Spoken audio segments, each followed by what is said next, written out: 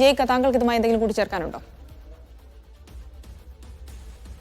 ശ്രീ രാഹുൽ, തീർച്ചയായിട്ടും 2-3 കാര്യങ്ങൾ കൂട്ടിച്ചേർക്കാനുണ്ട്.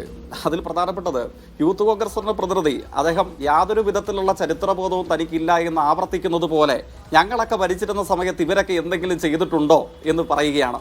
യൂത്ത് കോൺഗ്രസിന്റെ നേതാവിനെ ചരിത്രം പഠിപ്പിക്കാൻ ഞാനാണല്ല, പക്ഷെ ചരിത്രത്തെ സംബന്ധിച്ച് ഞങ്ങൾക്കൊക്കെ മാർഗദീപമായ ഒരു വിലയിരുത്തൽ നടത്തിയിട്ടുള്ളത് അദ്ദേഹത്തിന്റെ കൂടെ നേതാവ് നമ്മുടെ പ്രധാനമന്ത്രിയുമായിരുന്ന പണ്ഡിറ്റ് നെഹ്റു ആയിരുന്നു. ചരിത്രം വസ്തുതകളുടേതാണ്, സത്യങ്ങളുടേതാണ്. അതാണ് നെഹ്റുവിന്റെ മറുപടി എന്ന് പറയുന്നത്. അങ്ങയുടെ PCR ടീമിന് യൂത്ത് കോൺഗ്രസ് പ്രതിനിധി പറഞ്ഞ പച്ചക്കള്ളത്തിന്റെ നട്ടാൽ കുരുക്കാത്ത അന്തസ് കെട്ട നുണയുടെ ഒരു 3 ചിത്രങ്ങൾ അങ്ങയുടെ PCR ടീമിനെ അയച്ചു കൊടുത്തിട്ടുണ്ട്. പറ്റുമെങ്കിൽ അതൊന്ന് കാണിക്കണം. കാരണം ഒന്നാമത്തെ ചിത്രം, അല്ലെങ്കിൽ ക്യാമറാമാനോട് ഇതൊന്ന് സൂം ചെയ്ത് കാണാനും പറഞ്ഞാൽ മതി. ഒന്നാമത്തെ ചിത്രം അദ്ദേഹത്തിന്റെ നേതാവായിരുന്ന ആദരണീയനായ കെ കരുണാകരൻ അദ്ദേഹത്തിന്റെ സമയത്തുണ്ടായ ദുരന്തത്തിൽ ഡിവൈഎഫ്ഐയുടെ നേതൃത്വത്തിൽ അതിന്റെ നേതാക്കന്മാരുടെ ചിത്രം പരിശോധിച്ചാൽ ഒന്ന് കടകംപള്ളി സുരേന്ദ്രൻ, CB ചന്ദ്രബാബു ഇവരുടെയൊക്കെ നേതൃത്വത്തിൽ 10 ലക്ഷം രൂപ അന്നത്തെ നമ്മുടെ മുഖ്യമന്ത്രി, പക്ഷേ കോൺഗ്രസിന്റെ നേതാവാണ്, അദ്ദേഹത്തിന് കൈമാറുന്നതാണ്. രണ്ടാമത്തെ ചിത്രം നമ്മുടെ മുൻ മുഖ്യമന്ത്രി ശ്രീ ഉമ്മൻചാണ്ടി അദ്ദേഹത്തിന്റെ കാര്യങ്ങളിൽ ദുരന്തമുണ്ടായപ്പോൾ ഇടതുപക്ഷ സംഘടനയായിട്ടുള്ള NGO യൂണിയൻ അദ്ദേഹത്തിന്റെ പോലീസ് ഒരുപക്ഷെ ഇൻസ്റ്റിറ്റ്യൂഷണൽ മർഡർ നടത്തിയെന്ന് പറയാൻ കഴിയുന്ന സഖാവ് CH അശോകൻ NGO യൂണിയനിൽ നിന്നും ശേഖരിച്ച ലക്ഷക്കണക്കിന് വരുന്ന തുക നമ്മുടെ കേരളത്തിന്റെ മുൻ മുഖ്യമന്ത്രിയായിട്ടുള്ള കോൺഗ്രസ് നേതാവായിട്ടുള്ള ശ്രീ ഉമ്മൻചാണ്ടിക്ക് കൈമാറുന്നതാണ്. ഇതിന്റെ തുടർച്ചയിൽ സുനാമി ഉണ്ടായപ്പോൾ AK ആന്റണി കേരളത്തിന്റെ മുഖ്യമന്ത്രിയായിരുന്നപ്പോൾ സർക്കാർ ഉത്തരവാണ്. ആ സർക്കാർ ഉത്തരവുകൾ പറയുന്നത് എന്താണ്? കമ്മ്യൂണിസ്റ്റ് പാർട്ടി ഓഫ് ഇന്ത്യ മാർക്സിസ്റ്റിന്റെ നേതൃത്വത്തിൽ കൊല്ലം ജില്ലയിലെ സുനാമി ബാധിത മേഖലകളിൽ ആലപ്പുഴയിലും ഉൾപ്പെടെ 10 പ്രകൃതിക്ഷോഭ പ്രതിരോധ വീടുകളും 59 സാധാരണ വീടുകളും ഉൾപ്പെടെ 69 വീടുകൾ നിർമ്മിച്ച് നൽകിയിട്ടുണ്ട്. ഇതാണ്. അപ്പോൾ യൂത്ത് കോൺഗ്രസിന്റെ പ്രതിനിധി ഇങ്ങനെ നട്ടാക്കുരുക്കാത്ത പച്ചക്കള്ളം, അന്തസ് കെട്ട നുണ, ഞങ്ങളൊക്കെ ഇവിടെ ഭരിച്ചപ്പം ഇവിടെ മറ്റാരും ഒന്നും നൽകിയിട്ടില്ല എന്ന് ആപ്പീസിലിരുന്ന് പറഞ്ഞു. കുഴപ്പമില്ല, അവിടെ ഇരിക്കുന്ന ആളുകൾ ചിലപ്പോൾ റീൽസ് കണ്ട് കൈയടിക്കുന്നവരായിരിക്കും.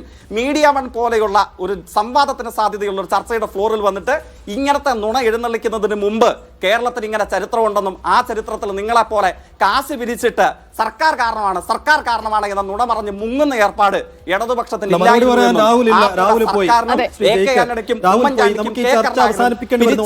ഒറ്റ കാര്യം, ഡിവൈഎഫ്ഐ പണം പിരിച്ചു, ഡിവൈഎഫ്ഐ കൃത്യമായി അതിനകത്ത് വിജയിച്ചു, ഡിവൈഎഫ്ഐ കൃത്യമായി മെക്കാനിസം ഉണ്ട്, ഭരണത്തിന്റെ ഒരു സ്ട്രെങ്ത് ഉണ്ട്, അതൊക്കെ വെച്ച് കൃത്യമായി പണം പിരിച്ചത് സർക്കാരിനാണ് കൈമാറിയത്. പക്ഷേ അതിലുണ്ടാകുന്ന അമാന്തം, അതിനകത്ത് ഡിവൈഎഫ്ഐക്ക് കൃത്യമായ ഒരു പ്രശ്നമില്ല എന്നാണ് ജയിക്കിന്റെ സംസാരത്തിൽ തോന്നുന്നത്. കാരണം ഈ വർഷവും അതിന്റെ പണി പൂർത്തിയാക്കാൻ കഴിയുമെന്ന് തോന്നുന്നില്ല. കാരണം ഇനി 5 മാസം മാത്രമേ ഈ കൊല്ലം പൂർത്തിയാക്കാൻ ബാക്കിയുള്ളൂ. മഴയാണ് തടസ്സമായി പറയുന്നത്. ആ മഴ ഇനിയും 3 മാസം തുടരും. അപ്പോൾ ഒരു മോഡൽ വീടിന്റെ പണി മാത്രമേ ഇപ്പോൾ പൂർത്തിയായിട്ടുള്ളൂ. ഈ വർഷം ഇത് പൂർത്തിയാക്കി കൊടുക്കാൻ കഴിയില്ല. അപ്പോൾ ഡിവൈഎഫ്ഐ കുറെ കൂടി സർക്കാരിന് പ്രഷർ ചെലുത്തുന്നുണ്ടോ ഇത് വേഗത്തിൽ പൂർത്തിയാക്കാൻ വേണ്ടി?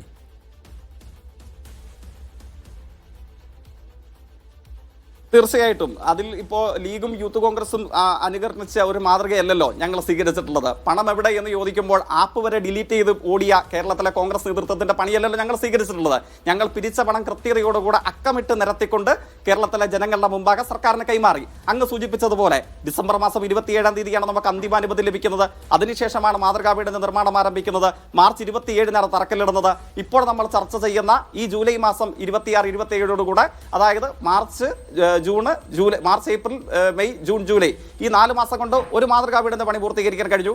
ബാക്കി 407ഓളം വരുന്ന വീടുകളുടെ ഫൗണ്ടേഷൻ നിർമ്മാണം ഏറെക്കുറെ പൂർത്തീകരിക്കാൻ കഴിഞ്ഞു. അങ്ങ് സൂചിപ്പിച്ച് ഈ പരിമിതികൾ എന്തു തന്നെ ഉണ്ടായാലും ജാനുവരി ഫെബ്രുവരി മാസത്തോടുകൂടെ ഇതിന്റെ പണി സിംഹഭാഗവും ലയൺ ഷെയർ ഇതിന്റെ പണി പൂർത്തീകരിക്കാൻ കഴിയുമെന്ന് തന്നെയാണ് ഡിവൈഎഫ്ഐ കരുതുന്നത്. അക്കാര്യത്തിൽ എന്തെങ്കിലും തരത്തിലുള്ള സമ്മർദ്ദം ഈ കാര്യത്തിൽ സർക്കാരിന് പുതുതായി ചെലുത്തേണ്ടതുണ്ട് എന്ന് ഞങ്ങൾ കരുതുന്നില്ല. കാരണം അക്കാര്യത്തിൽ കോൺഗ്രസിന്റെയും ലീഗിന്റെയും മനോഭാവമല്ല ദുരന്തബാധിതരോട് കേരളത്തിലെ ഇടതുപക്ഷത്തിനും ആ ഇടതുപക്ഷം നയിക്കുന്ന കേരളത്തിലെ സർക്കാരിനും ഉള്ളത് എന്നുള്ളത് സുചിന്തിതമാം വിധം കേരളത്തിലെ ജനങ്ങൾക്ക് മുമ്പിൽ ബോധ്യമുള്ളതാണ്. അവർക്കത് അറിയാവുന്നതാണ്. ശരി ജയിക്ക്.